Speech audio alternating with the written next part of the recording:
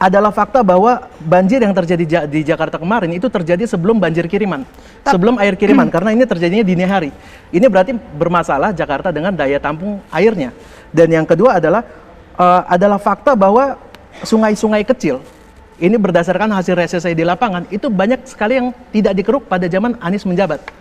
Saya juga sudah masukkan ini dalam laporan reses saya, sehingga terjadi pendangkalan, sehingga setiap ada hujan dengan durasi yang cukup panjang, lumpur-lumpur masuk ke rumah masyarakat. Dan ini saya sudah masukkan dalam laporan reses saya. Saya harap dengan anggaran yang ada di 2020 ini akan dikerjakan. Sebenarnya masalah normalisasi atau naturalisasi nggak masalah juga, yang penting dikerjakan.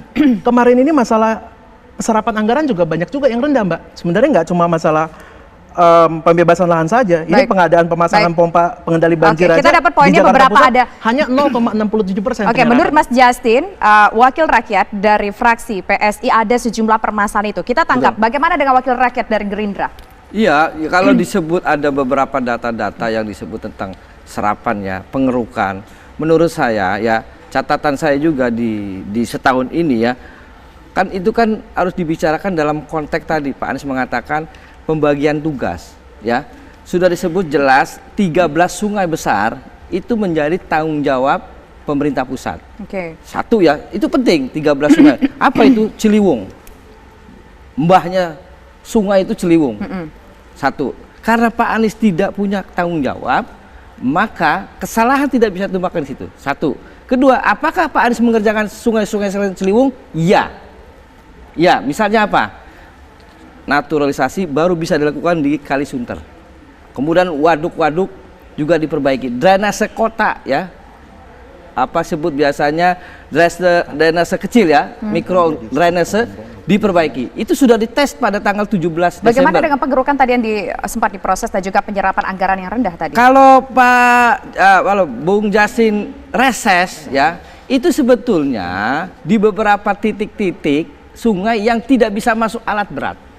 Saya bisa katakan tidak bisa masuk alat berat. Yang pengerukan tidak dilakukan karena tidak ada alat berat yang bisa masuk? Nggak bisa masuk. Berarti harus ada alat-alat yang lebih canggih dan mahal. Kan begitu. Kalau sungai-sungai yang bisa masuk alat berat, catatan saya sudah dilakukan pengerukan. Kalau disebut Bung Jasin itu misalnya Dapil 5 ya, saya bisa mengatakan Cipinang itu atau di Makassar itu nggak bisa masuk alat berat. Penyerapan anggaran? Iya, karena tidak bisa masuk alat berat, maka tidak bisa dilakukan pengerukan secara sempurna pakai tenaga manusia dengan pasukan biru, sehingga hasilnya memang tidak maksimal. Tapi secara umum sungai-sungai itu dikeruk. Alat-alat berat bisa masuk. Mas Justin, ada kok pengerukan secara umum, itu kan terkendala karena memang nggak bisa masuk alat-alat berat, butuh sesuatu yang lebih canggih lagi. Saya agak-agak speechless kalau ada statement seperti itu. Kenapa speechless? Karena tidak mungkin masyarakat saya berbohong pada saat itu. Dan saya juga di situ dan kita melakukan inspeksi langsung, kita mengukur juga kedalamannya. Dan ternyata lumpurnya juga memang banyak. Jadi kalau misalnya itu di daerah mana, Mas? Maaf, di daerah itu mana? ada di Pondok Lapa dan di Kramat Jati. Nah, ini nggak bisa masuk dan saya katakan ini anak-anak sungai. Anak-anak sungai menuju sungai besarnya. Nah, saya mau katakan juga ya, kalau masyarakat ini juga mengatakan sebelumnya ini biasa dilakukan pengerukan, seperti misalnya di Mas Justin hanya mendengarkan informasi atau sempat melihat juga mungkin? Karena selama ini di zaman, saya tidak ingin membandingkan sebenarnya, ini sangat saya hindari. Akan tapi masyarakat merindukan sungai mereka yang tiap hari ada petugasnya untuk memeriksa sampah dan untuk melakukan pengerukan sungai. Nah, Mas Justin dapat informasi ini dari masyarakat. Sempat tidak mungkin melihat mendatangi langsung lokasi, entah katakanlah Pondok Kelapa dengan Kali Kramat tadi? Pas dong, kan kita mengambil informasi itu di spot langsung. Ada juga tanah-tanah yang ada di sekitar kali yang sudah dibebaskan, akan tapi belum digunakan juga untuk melakukan pelebaran sungai.